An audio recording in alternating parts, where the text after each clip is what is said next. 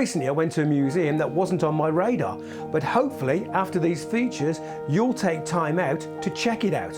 The museum is dedicated to the young men of America who in World War II gave their lives or survived with memories of lost friends and battles. The museum I'm talking about is the 100th Bomb Group Memorial Museum in Thorpe Abbotts in Norfolk. The museum is the home of the Bloody Hundredth, a bomber group with a reputation of high casualty rates. Thorpe Abbotts was under USAFA control from June 1943 to the end of the war.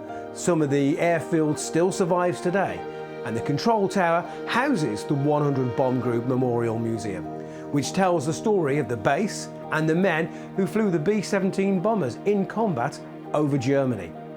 In these features you'll find out about the men, where they came from, and living in England in the 1940s. I know this place was an American air base, but what happened after they left and then it becomes a museum? Okay, so there's stages of this base, how it changed post-war. So the Americans had predominantly all gone by 1945.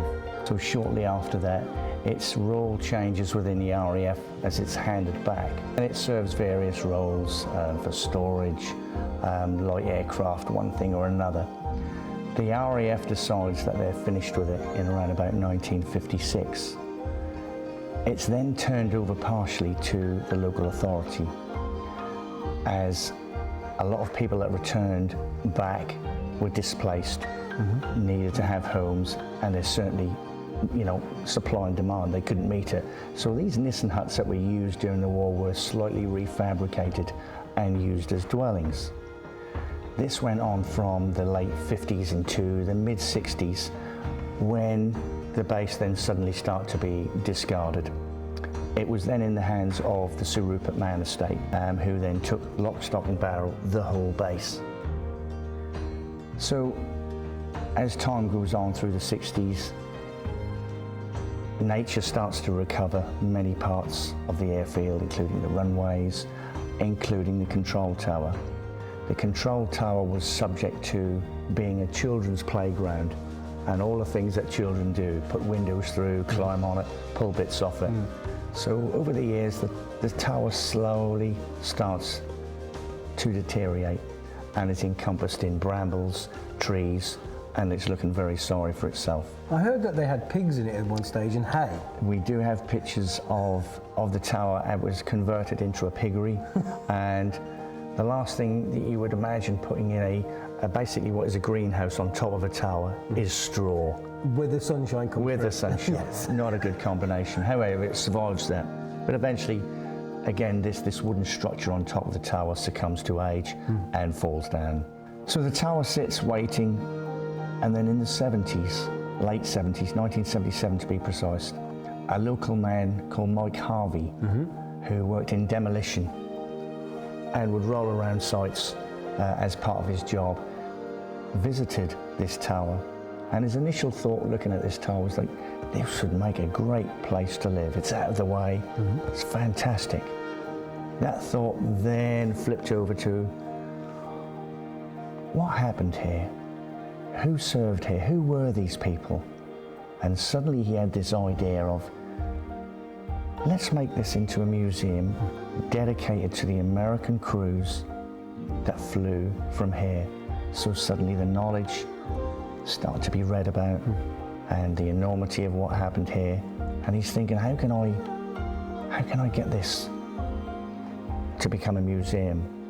And he had a meeting with Ron Batley, who's the curator here, who's been involved right from the start.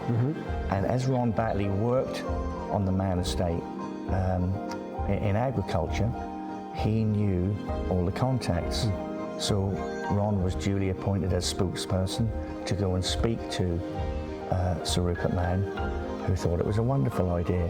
So suddenly this spark of interest rolled into this massive idea, and over the years, as the other buildings started to go up and the American Foundation of the 100th Bomb Group found out what was going on, the buildings go up, and the Americans start coming over, and the rest is history. It's really funny because you mentioned earlier on that this became the kids' play area. But when I got here and I was walking through, I actually saw kids on the tower climbing all over it, Yeah. and climbing around it and stuff like this, kind of going, oh, it's a play zone. Yeah, certainly was a play zone. And in fact, we had many people come here and used to say, this was my playground as a lad, and I put all the windows through, and I feel really guilty about it now, but such as was that time, it was just a derelict shell of a building. The building itself is pretty amazing. The history that's actually within the museum is pretty incredible as well. I think more people need to find out of it, because it wasn't on my radar as a place. No, you quite find that there are people who live very, very local to here, never realised that there was a museum on their doorstep. It's a general thing that with so many airfields about, it almost became into people's subconscious that all these airfields were about. You always hear these stories of, oh, I learned to drive on an old airfield. Yeah, which many people did. Yeah. And so Mike Harvey then started to nurture this idea, and we roll forward 40 plus years, and we're now honoured to have his daughter Deborah, who is the chair of trustees, which is great.